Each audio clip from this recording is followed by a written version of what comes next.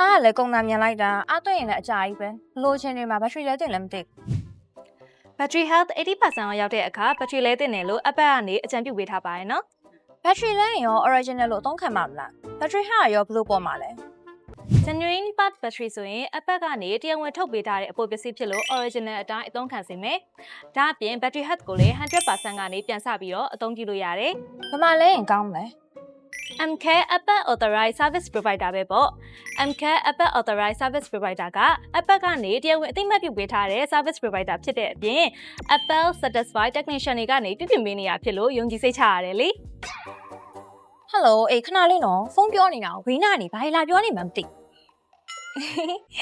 ကိုယ့်ရဲ့ Apple device တွေမှာ battery လဲလှယ်ဖို့လိုအပ်နေပြီဆိုရင် Genuine part battery နဲ့လဲလှယ်နိုင်မဲ့ MCare Apple Authorized Service Provider ကိုလှမ်းလာကြလိုက်တော့နော်